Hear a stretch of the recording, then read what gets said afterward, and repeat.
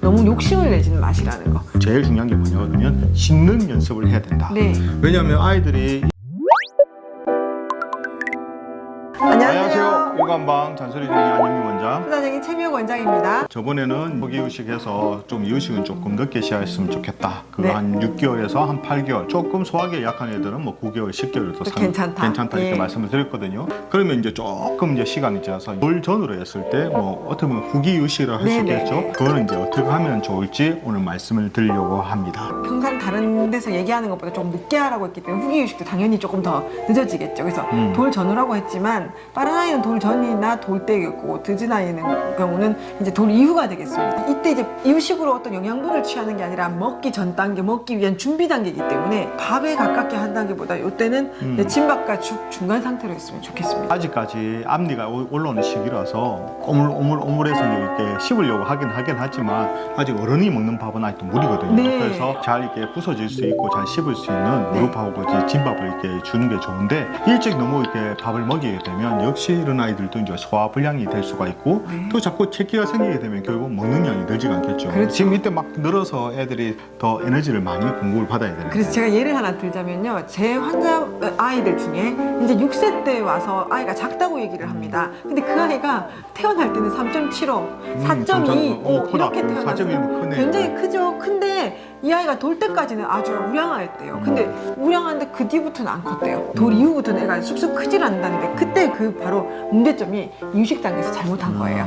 좀 크니까 좀 일찍 먹이기 시작했어요. 그리고 또 얼음 먹는 걸 다 줬다든지 그 다음에 과일을 빨리 과즙 같은 걸 조금 노출을 빨리 아까 우리가 했다든지 저번 시간에 우리가 초기 이유식 때 거. 얘기했던 얘긴데요. 그렇게 하다 보니까 아이가 맛에 예민하고 달콤, 새콤 이쪽으로만 자꾸 노출이 되다 보니까 이 아이가 편식이 생기는 거예요. 맛있는 것만 먹으려고 하는데 그 맛있다는 게 정말 우리가 정말 산의 진미가 맛있는 게 아니고 이 아이들은 달콤새콤한 거 이런 자극적인 거에만 왜냐면 노출되니까. 거기에다가 익숙해져 있으니까. 그렇죠. 그래서 나중에도 달콤새콤이나 자극적이지 않으면 맛이 없는 거예요. 그래서 자꾸 그런 거에 노출되다 보니까 엄마가 밥을 줘도 밥이 맛이 없죠. 밥량이 줄어들죠. 뭐 젤리 하나, 그 다음에 초콜릿 하나 이런 것만 먹다 보니까 당연히 크는 데는 속도가 나중에 이제 후반으로 갈수록 줄어들 수밖에 없습니다. 그래서 많이 못 큰 경우가 종종 있더라고요. 제일 중요한 게 뭐냐 그러면 씹는 연습을 해야 된다. 네. 왜냐하면 아이들이 이 시기에 자꾸 이제 씹지를 않으면 나중에 이렇게 습관이 돼서 안 씹으려고 그러고 음식을 입에 물고 있다가 뱉어내기도 하고요. 그렇죠. 질긴 건 안 먹어서 고기들을 이렇게 뱉어내는 경우가 많더라고요.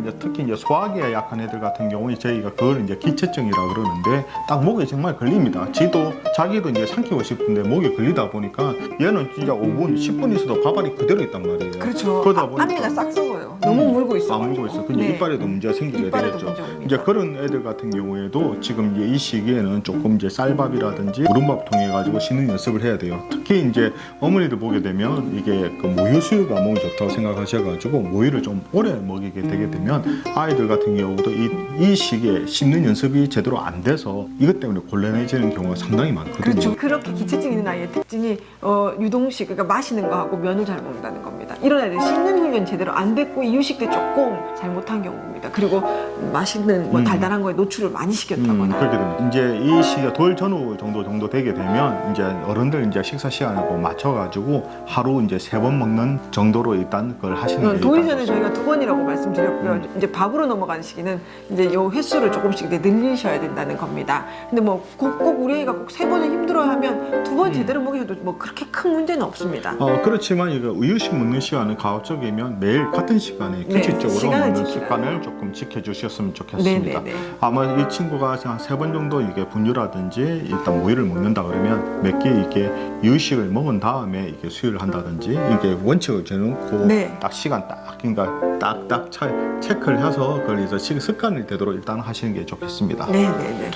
후기 이유식이라고 하지만 어떤 영양분에 대해서 너무 가지가지에 대해서 너무 욕심을 내지는 마시라는 거. 아까 말씀드린 것처럼 이게 씹기 위한 훈련이고 아직 어른 음식을 다 먹지 못하기 때문에 뭐든지 조금 천천히 가시는 거. 가난한 밥상이 건강한 밥상이고 아이들을 위한 이유식과 밥으로 넘어가는 준비 단계에서 제일 필요한. 그래서 이 시기에도 가급적이면 간을 하지 않은 음식을 먹는 것이 정말 좋습니다. 그렇죠. 간을 되도록이면 정말 안 하는 것이 특히 이제 제일 중요하죠.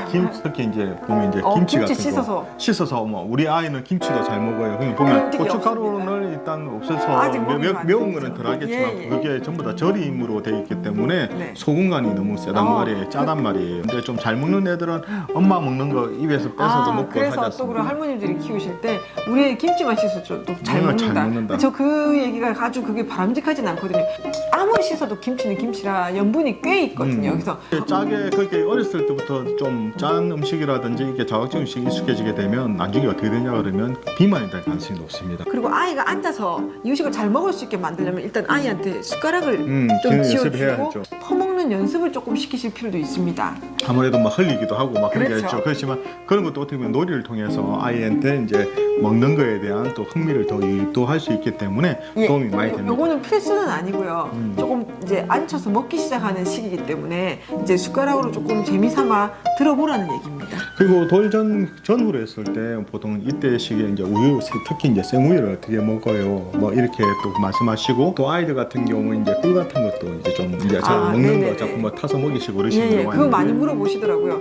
특히 꿀을 이 시기에 먹이냐고 물어보시는 거예요. 뭐 달달한 설탕보다는 꿀이 낫지 꿀이 않을까? 낫겠다. 아무 천연 제품이니까. 네네네. 근데 꿀은 그 안에 미세한 독이 있는 건 아시죠? 적정 나이가 돼야 먹을 수 있기 때문에 돌 이전 내진 돌 이후 2돌 미만 아이들한테 꿀을 주시면 안 됩니다. 그리고 생우유도 가급적 조금 장이 예민한 아이들은 너무 많은 양을 오픈하시는 건 좋지 않습니다. 아무래도 뭐 유지방 자체가 네. 알러지라든지 유발할 수 있기 또 때문에 요건 개인차가 있거든요. 그리고 또 그래서 장애도 좀 안 좋거든요. 네, 이제 장애가 부담이 분유를 될 한 수가 있거든요. 14, 5개월 정도에 이제 끊고 바로 우유를 넘어가는데 그것도 우유도 그냥 바로 시작하면 안 되고 우리 아이가 잘 맞는지 유무를 살피신 다음에 조금씩 아이를 먹일 수 있게 도와주시는 게 좀 그렇죠. 생우유하고 분유는 완전히 다르거든요. 그리고 뭐 또 조개라든지 새우, 각각류라든지 또 뭐 생선류 그리고 토마토라든지 귤 뭐 이게 과일 같은 경우도 이게 알러지 같은 게 유발시킬 수 있는 음식 같은 걸 좀 조심해서 그때 말씀드린 것처럼 아홉점에 한 가지씩 일단 먹으면서 아이를 좀 체크해 보셔야 됩니다. 네.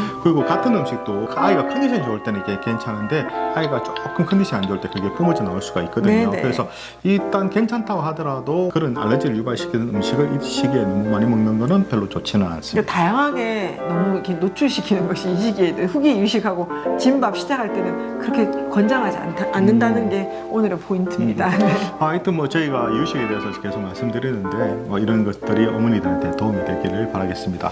이처럼 궁금한 유아 정보는 언제든지 댓글 달아주시면 준비해 보도록 하겠습니다. 우리 아이들을 위한 잔소리쟁이 안유미 원장, 수다쟁이 최미호 원장이었습니다. 좋아요와 구독하기 잊지 마시고요. 다음 영상에도 만나 뵙겠습니다. 육아는 한방. 한방.